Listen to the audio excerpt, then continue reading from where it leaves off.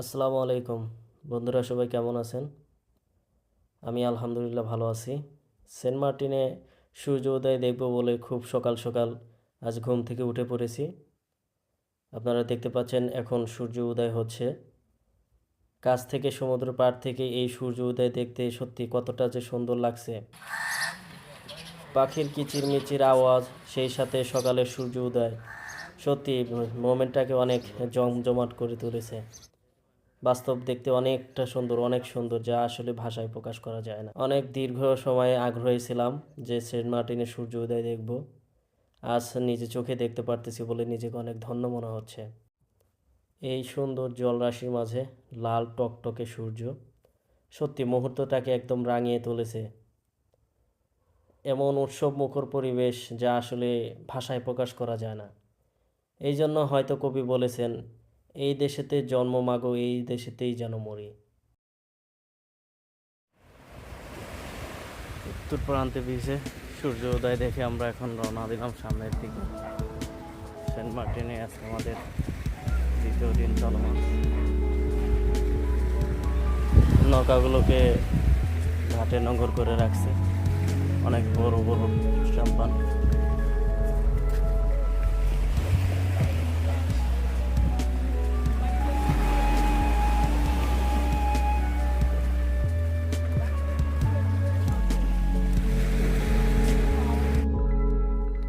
এই পাখি ঢাকা ভোরে সূর্য উদয় দেখে সেন্ট মার্টিনের বিচ পার ধরে হাঁটছি আর ভাবছি আল্লাহর সৃষ্টি কতটাই না সুন্দর। আল্লাহ আমাকে এই সৌন্দর্য দেখার জন্য তৌফিক দান করছে, সেজন্য আল্লাহ তাআলার কাছে লাখো কোটি শুকরিয়া, আলহামদুলিল্লাহ। এখন আমরা হেঁটে চলেছি সেন্ট মার্টিন বিচ ধরে সামনের দিকে। সামনে আছে গলাচিপা, তারপরে সেরাদ্বীপ। উদ্দেশ্য আমাদের অজানা পথ, পথে হেঁটে হেঁটে চলেছি। এটা হচ্ছে আমাদের সেই কাঙ্ক্ষিত প্রজেক্ট, যা ওয়াটার ট্রিটমেন্ট প্ল্যান্ট নামে পরিচিত। এটা হচ্ছে সেই কাঙ্ক্ষিত ওয়াটার ট্রিটমেন্ট প্ল্যান্ট। আমরা যদি একটু জুম করে দেখাই তাহলে দেখতে পাবো ভবন তৈরি করা হয়েছে ওয়াটার ট্রিটমেন্ট প্ল্যান্টে। এখান থেকে পানি শোধন করে সেন্ট মার্টিন মানুষদের মিঠা পানির চাহিদা পূরণ করা হবে। দীর্ঘদিনে পানির সমস্যা সমাধানে সরকার এই প্রজেক্টটি হাতে নিয়েছে, যা এখন পুরোটা দৃশ্যমান। আমরা যে বোর্ডটি দেখতে পাচ্ছি এটা বাংলাদেশ কোস্টগার্ড কর্তৃক জব্দকৃত বোর্ড। নিষিদ্ধ নেশা ইয়াবা, এই ইয়াবার একটি চালান নিয়ে পাচারকারী চক্র এই বোর্ডে করে যাইতে লাগে ধরা পড়ছে। বাংলাদেশ কোস্টগার্ড এটিকে শনাক্ত করে এখানে জব্দ করে রাখছে। এখানে সামনে কোস্টগার্ড ভবন রয়েছে। আপনারা সেন্ট মার্টিনে আসলে সবচেয়ে বেশি কুকুর দেখতে পাবেন। সকাল সন্ধ্যা সবসময় শুধু কুকুরের মেলা। আপনারা জানেন যে কুকুর খুবই উপকারী প্রাণী, পরিবেশের ভারসাম্য রক্ষায় যার গুরুত্ব অপরিসীম। সেন্ট মার্টিন একটা বিচ্ছিন্ন দ্বীপ, সেই দ্বীপে মানুষজনদের সাথে কুকুররা তাল মিলিয়ে খুব সুন্দরভাবে মানিয়ে নিয়েছে। আমরা যদি একটু সামনের দিকে তাকাই তাহলে দেখতে পাবো এটা হচ্ছে বাংলাদেশ কোস্টগার্ড অফিস, কোস্টগার্ডদের একটা কোয়ার্টার, অফিসিয়াল কার্যালয়। একটু জুম করে দেখাই দিই।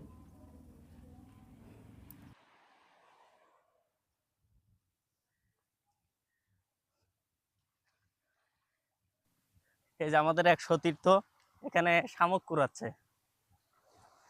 নাকি ঝিনুক কুড়াচ্ছে। করি করি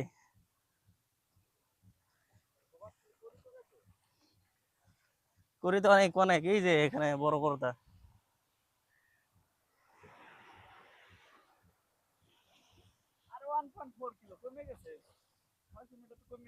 কমে গেছে। ওই যে ঝাউ গাছ আছে না, ওই ঝাউ গাছই নৌকা পার দিয়ে। সামনে গলাচিপা, তারপরে একটু হাঁটলে সেন্ট মার্টিনের সেরাদ্বীপ অংশ। তবে আজকে আমরা সেন্ট মার্টিনের সেরাদ্বীপ যেতে পারবো কি না সেটা জানি না, যেহেতু হাতে সময় খুবই কম। আজকে আমাদেরকে ব্যাক করতে হবে, তাই এই স্বল্প সময়ের মধ্যে বের হয়েছি, দেখি কত দূর যেতে পারি। এখানে দেখতে পাচ্ছি ট্রলারটি বালুর গহীনে ডুবে গেছে। এরকম অনেক বোর্ড আছে যেটা অকেজো আর কাজে প্রয়োজনে ব্যবহার করা যায় না, তাই এগুলো মেরামত করা খুব কষ্টকর। এদিক দিয়ে আমরা সাধারণত গলাচিপার ওইদিকে যে রাস্তাটা আছে সেটা ভাঙা থাকার কারণে লোকজন এই বিচ পাড়টাই বেশি ব্যবহার করে মালামাল পরিবহন থেকে শুরু করে যাতায়াতের জন্য। এই বিচ ধরে আপনারা একদম গলাচিপা থেকে শুরু করে একদম লাস্ট অংশে সেরাদ্বীপ অংশে চলে যেতে পারবেন। আমরা এখন প্রায় গলাচিপার কাছাকাছি অবস্থান করছি। অসংখ্য পাথরখণ্ড, দ্বীপ এলাকা হওয়ার কারণে এইরকম পাথরের টুকরো অনেকগুলো অনেক অনেক জায়গায় বেশি বেশিভাবে জেগে উঠেছে। আমরা যে ভবনটি দেখতে পাচ্ছি এটি হচ্ছে বাংলাদেশ নৌবাহিনী অফিসার্স কার্যালয়। এখান থেকে মায়ানমার খুব কাছে হওয়ায় যা তদারকির জন্য খুবই খুবই গুরুত্বপূর্ণ একটা জোন। তাই এখানে নৌবাহিনী এই যে সামনে যে বোর্ডটি দেখতে পাচ্ছি এটি হচ্ছে কোস্টগার্ডের টহল ইউনিট, তারা টহল দিয়ে থাকে। যেহেতু এটি বাংলাদেশের সর্বশেষ অংশ, এটি বিচ্ছিন্ন অংশ, বিচ্ছিন্ন দ্বীপ নামে পরিচিত, তাই এটির রক্ষায় দ্বীপ রক্ষার জন্য অনেক ডিফেন্স কাজ করে থাকে, ডিফেন্সের অনেক বাহিনী কাজ করে থাকে। তাই একটু পরপরে গেলে ডিফেন্সের বিভিন্ন ধরনের সামরিক যে ভবনগুলো রয়েছে সে ভবনের দেখা মেলে। দেখেন পাথর ঘাটের থেকে সূর্যটাকে দেখতে কতটা সুন্দর লাগছে। এটা একটু একদম মনোমুগ্ধকর একটা পরিবেশ। এখানে যত আসবেন যত ঘুরবেন আপনাদের মন একদম ভরে যাবে, যা আসলে ভাষায় প্রকাশ করা যাবে না যে কি পরিমাণ সুন্দর জায়গা এটি। যেহেতু হাতে সময় খুব স্বল্প থাকার কারণে আর বেশি দূর এগোতে পারলাম না, তাই গলাচিপার এই অংশটুকু এসে আমরা আজকের মতো বিদায় নেব এখান থেকে রুমে ব্যাক করব। তারপরে জিনিসপত্র নিয়ে আমরা যে আজকে নিয়ত করেছি বোটে করে চলে যাব।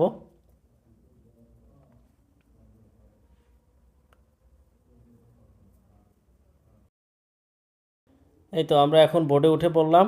এই বোটে করে টেকনাফ শাহপুরী দ্বীপ জেটিঘাট পয়েন্টে যাব। আমাদের বোট, এটা হচ্ছে আমাদের বোট। সবাই যে যার মতো মালামাল সহ উঠে পড়ছে, আমরা উঠলাম, এখন বোটটি ছাড়বে। জেটিঘাট থেকে আমাদের বোটটি এখন ছেড়ে দিল। ত্যাগ করতেছি জেটিঘাট পয়েন্ট সেন্ট মার্টিন। আমার পরবর্তী গন্তব্যস্থল হচ্ছে টেকনাফ শাহপুরী দ্বীপ জেটিঘাট। এখানে ত্রিপল দিয়ে রাখছে, কেউ ছাতা নিয়ে রাখছে। আসলে রোদের তাপমাত্রা অনেক বেশি, অনেক দীর্ঘ সময় লাগে যাইতে, প্রায় 2 থেকে 3 ঘন্টা সময় লেগে যায়, যার ফলে যে যার মতো প্রস্তুতি নিয়ে আসে। আমরা রওনা করলাম। এখন বর্তমানে বঙ্গোপসাগরের মধ্যে রয়েছি। এপাশে যে অংশটুকু দেখতে পাচ্ছেন এটা হচ্ছে সেন্ট মার্টিনের অংশ। সেন্ট মার্টিন থেকে আমাদের যাত্রা শুরু। আর এই পাশটা হচ্ছে মায়ানমারের অংশ, মায়ানমারের পাহাড়। দেখেন পানিগুলো কত স্বচ্ছ, কত নিবিড়।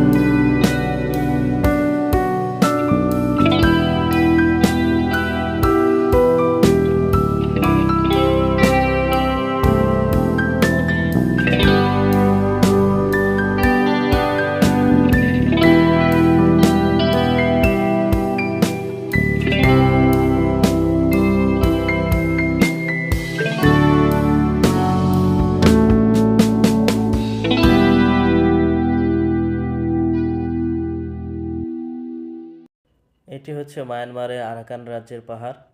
এখানে আরাকানিরা বসবাস করে। এই বিচ পার দিয়ে তারা যাতায়াত করে থাকে। এখানে সাধারণত জেলেরা যারা আছে তারা মাছ আহরণ করে। তাছাড়াও তাদের একটা টহল ইউনিটের জন্য এখানে রুম ব্যবস্থা আছে, দেখা যাচ্ছে। এই বোর্ডে না আসলে আমি হয়তো দেখতেই পারতাম না এত কাছ থেকে এত সৌন্দর্য, মায়ানমারের সৌন্দর্য, সাথে নদীপথে বাংলাদেশের সৌন্দর্য, প্রাকৃতিক সৌন্দর্য কি নিদারুণ। আমাদের বোর্ডে পানি উঠে গেছে, তাই পানি সেচ দেওয়া হচ্ছে। এই পাহাড়টাকে আমি যত দেখছি ততই যেন মুগ্ধ হচ্ছি। স্বচ্ছ জলরাশির মাঝে একখণ্ড পাহাড়, কি দারুণ সৌন্দর্য। তাই অপলক দৃষ্টিতে তাকিয়ে আছি আর দেখছি পাহাড়ের সৌন্দর্য।